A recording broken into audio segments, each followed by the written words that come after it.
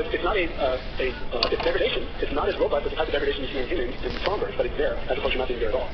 And that's shown quantitatively here. The time course, we see it roughly around 3 to 8 months, you start to see these robust differences. The frequency of the sound goes up, and also the standard deviation of the pitch. In other words, the sound becomes more noisier. The red line is the deafened animals. And in humans and songbirds, when we're deaf early in life, our speech is even worse than later on. And so we had a hard time getting the viable deafened mice early on as pups, because the ear canal was closed, it's hard to do the surgery. So what we did is went for a genetic tool, the caspase-3 knockout, and the caspase-3 is a gene involved in that. Those animals show normal motor behavior, but they lose hearing within the first few weeks after being born. And listening to their songs, basically before deafening, is similar. So I'm just going to play afterwards.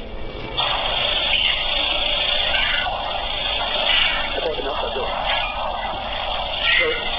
So this is also more detrimental. Now, there could be secondary effects here that we don't know about. We have to test this in other animals who are also deaf with other genetic disorders to be sure about it. But in terms of genetic mutations, it's the most variant clone that I've heard of in any mouse that someone has knocked out a particular gene in. And this is just showing you quantitatively that the pitch goes down, there's more noise in the spectral purity of these vocalizations. So we can find it quantitatively. The simple sinusoidal type syllables, there are more of them. That's the orange labeled area here. And just to show you, we can find, as shown in the original papers in these caspase knockout animals, that the ear hair cells are missing in these animals compared to the wild-type C57s. So I'm going to say, yes, a partial requirement on auditory feedback to both maintain and develop the vocalization. The caspase-3 knockout animal is dramatic. The adult deafened animals are not as dramatic, and that's why I'm calling it partial. But nevertheless, it's there as opposed to completely absent. So what about vocal limitation? We have a hard time testing this because it's hard to quantify these mouse vocalizations. And not only that, we were seeing mice actually show changes in their vocalizations, but we couldn't figure out what was causing it. And we noticed that these two different strains that we measured, the caspase-3 animals, or the wild-type precursors, and another set of mice called VXDs, were producing their songs at different pitches. If you kept it in the same colony condition. So we mixed them together, we saw the pitch starts to change, but we couldn't get a reliable change. Then we discovered that if we took a C57 male, paired with a VXD male, and a VXD female, what happened is that those C57 males changed over the course of 2 to 8 weeks, or really about 8 weeks. The pitch of their songs changed to come down to the level of VXD males that they were housed with. And we thought it was a female that was maybe could have been driving that change. So we did the complementary experiment, the C57 male, a VXD male, and the C57 female to match that male there. And again, the C57 male went down. The VXD male went up a little bit this time. These are box spots. So they're representing the full range of the pitch. So you can see there's no overlap from beginning of the animals before cross-housing, and now you have much more overlap by the end of the 8-week period. So there's this pitch limitation. The different animals, you can see the range here. There is a range, roughly a 20 kilohertz range in the pitch distribution even of the VXDs before we house them, and likewise a range here. So we looked at the difference of the pitch of individual cage mates and graphed that difference and found that those individual cage mates, even though their ranges were different, they were converging onto the same pitch range to each other over this 8-week period. And so just to show you this, in a more dramatic form before and after, here is the pitch difference before the cross-housing condition, and here is the pitch difference afterwards. Some animals went to basically a zero pitch difference in the song. And there was one male pair where at 6 weeks they were at zero pitch difference, right? And then the following week, one of the animals shot way up to go way out of the range. And my interpretation for the human fancy this is stop singing in my pitch range. Otherwise, I'm going to change or you change. So this is evidence of pitch matching. I don't want to call it pitch imitation yet, but it's as close as we get to some form of imitation. We didn't see changes in the repertoire composition, but the repertoire composition didn't differ between these two strains to begin with. While we were working on this study, a colleague of mine, Kazuo Okinoya in his group, were also trying a similar experiment in another group of mice where they cross-fostered pups of 2 different strains at a young age and claimed to not see the fostered animals shift up in pitch with their foster parents, claiming that the vocalizations are innate. But what they did in their experiments, they only cross-fostered them for a 3-week period. When we cross-house for 3 weeks, we also don't see the change. It has to be anywhere from like 4 to 8 weeks, and you really need to wait that full 8 weeks to see that change. So they're repeating their experiment based upon our findings to see if we can explain the difference between studies. So we get, yes, here again, I don't know how far vocal limitation goes in these mice, but we do at least have pitch matching. So now I'm going to end off with genes and then summarize. So are there molecular similarities between songbirds and humans that we can ask for the presence of absence in mice? And we didn't know an answer to that until the last few years, and even more so recently. But there was a hypothesis that the HPC method is similar to Broca's area in humans, that the striatum would be similar to part of the striatum in humans that damage leads to aphasia deficit, and that RA, which makes that direct projection, is going to be functionally analogous to the wisdom of the cortex, which also makes direct projection. And to test this hypothesis, we did laser dissection of the song nuclei in songbirds and the surrounding areas, top them up to the number of cat, and then isolate RNA, hybridize into microarrays. And the same thing was done by the Allen Brain Institute with human brain. It's a much larger brain, of course. They dissected 900 brain regions from roughly from 2 different people, a man and a woman, postmortem, of course, and isolated RNA and also hybridized them to microarrays. And fortunately, they made the data publicly available, which they did this past year, and we compared our data with the human data. And to do this, to compare 900 brain regions with these song nuclei in songbirds, we asked, is there any gene expression difference in the song nuclei of songbirds? We also did parrots and hummingbirds Compared to the surrounding brain areas, this is a specialized gene expression pattern that you find in the Sonnenberg vocal region. Can you find a similar specialized pattern out of these 900 dissected locations in the human brain? And the answer, we might not find anything. And the answer was yes, and we demonstrate that in street form here. So this is part of the frontal cortex, and these are different regions of the frontal cortex. And for the RA-Song nucleus in Sonnenberg, there was one region, highlighted green here, that had a strongly significant gene expression correlation with the precentral gyrus, the central focus part of the precentral gyrus at the ventral brain bank of the frontal cortex, where you find base motor cortex. And that was quite exciting, and it was highly significant, as I said. A number of these genes that showed the specialized expression showed evidence of, if anybody's heard about, the positive selection on their coding sequence as well. In zebra cells such as chicken, we also now see human cells in non-human primate. And looking at these patterns, what we find is that the RA gene expression profile is most similar to the original motor cortex in humans. HCC, we don't find any parallel, at least not yet. And area X, it is the head of the caudate containment in humans compared to all other striatal regions. And to show you an example of some of these genes, this is called a heat map. 3 different individual zebrafinches, 3 individual buzzards, which are a parrot. Blue means down-regulated relative to the surrounding cortical area. Red means up-regulated. And we find a number of axon guidance genes in this list. The top one being FLT1, which happens to be a target of FOXP2, for those who have heard about that gene. And the human FOXP2, gene mutated, is called speech deficit, regulates FLT1 more robustly than the chimpanzee version of FOXP2, and we can see it down-regulated in this motor cortex region. So when you study that further, we verify that the FOXP2 gene, this is now what's called the arcophalum, it's the neurons that project out of the forebrain. The strong nucleus part of the arcophalum has down-regulated with that FOXP2 gene. Policy and international studies here at Stanford. It's my privilege to introduce our keynote speaker. But in order to understand the profound role that our speaker plays in the maternal child health field in the United States, I need to give you a little history. In 1921, the Congress of the United States passed the Shepard-Towner Act. This was the first legislation that provided federal funding to the states for critical maternal and child health services. Its record of impact was dramatic, and it improved the well-being of children and mothers, particularly in rural areas in the United States. And the way that the legislation was set up, it had to be reauthorized within 8 years. And when its reauthorization came up in 1929, Congress refused to reauthorize the Shepard-Towner Act. And the primary reason why Congress did not reauthorize the Shepard-Towner Act, despite all the data that were coming out showing how powerful its impact was because the American Medical Association strongly opposed the reauthorization on the grounds that it was socialized medicine and that it conflicted with the autonomy of the medical profession. The pediatric community within the AMA was so outraged by the stance that the AMA took that it broke away from the AMA and started their own organization, the American Academy of Pediatrics. That's where the AAP came from. But later, in 1935, the core elements of the Shepard-Towner Act were resurrected and became Title V as a Social Security Act after 1935 as part of the New Deal. The organization, the agency in charge of overseeing the federal funding of Title V is the Maternal and Child Health Bureau within the Health Resources and Services Administration of HHS. And the person with responsibility over the performance of the FCHB and the use of the now hundreds of millions of dollars that flow from the federal government to the states, which is still the longest ongoing dispersal of health funds from the feds to the states, is the director of the Maternal and Child Health Bureau, who is our speaker now, Dr. Michael C. Liu. Michael received his BA in political science and human biology from Stanford University. He went on to get an MPH at UC Berkeley and did his residency training in obstetrics and gynecology at UC Irvine.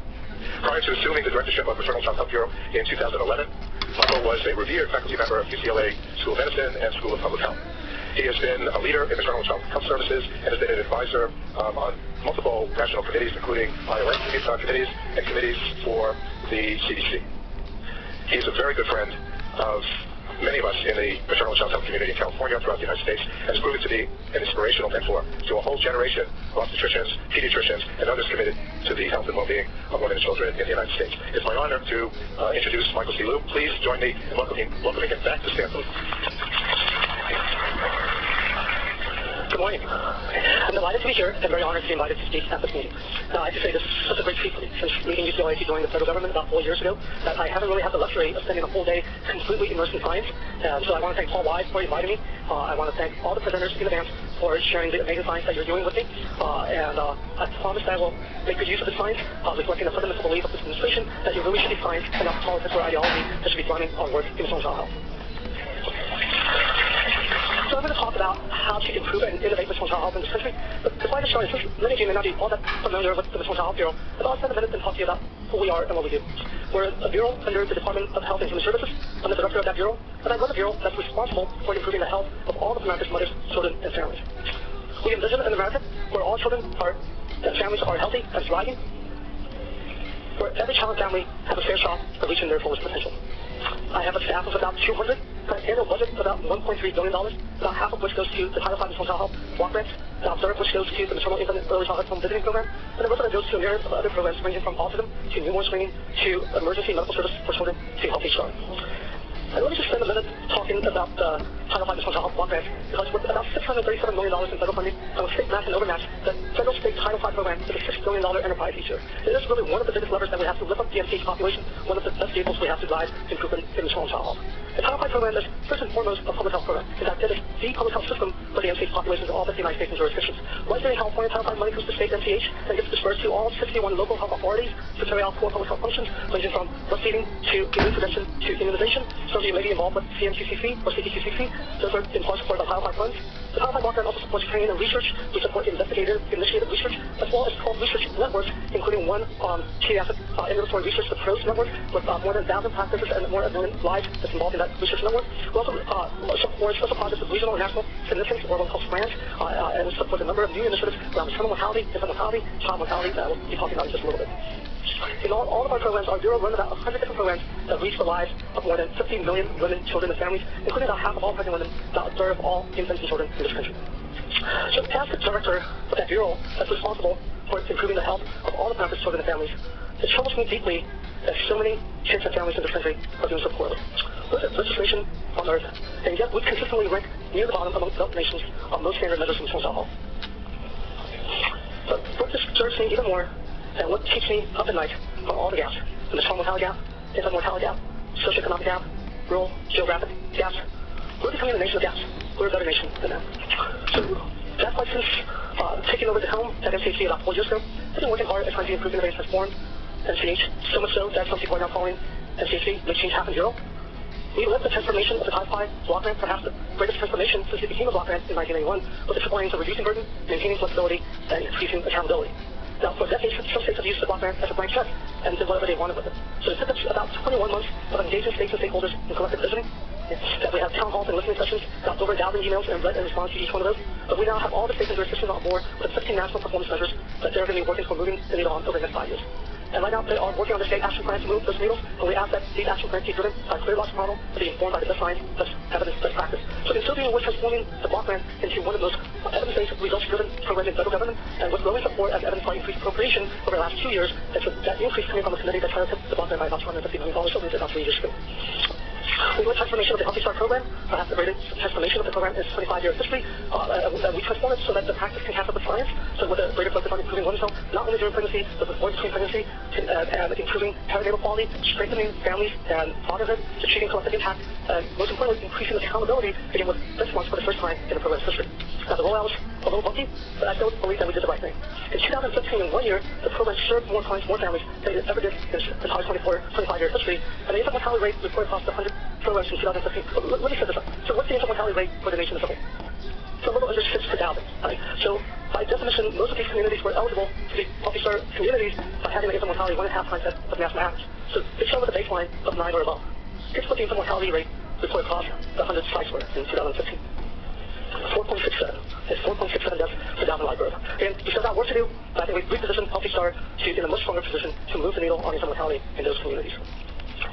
We stood up the Maternal Infant and Early Childhood Home Visiting Program, which provides evidence-based home visiting services to some of the most vulnerable children and some of the most vulnerable families in our country. Now, I want to underscore evidence-based because the program is built on decades of scientific evidence which shows that home visiting by a nurse, a social worker, or an early educator at a during pregnancy or in the first 2 years of the child's life can improve a full host of child and family outcomes, including promotion of maternal child health, prevention of child abuse and neglect, positive parenting, child development, school readiness, and we know that positive impact continues well into adolescence and early adulthood. So, for example, we know that young women born to high-risk mothers who got home visiting during their mother's pregnancy and in their first 2 years of life, that nurse home visiting reduced their lifetime risk of a breast cancer conviction by about 80%, teen pregnancy by about 65%, and poverty, as evidenced by Medicaid use, by about 60%.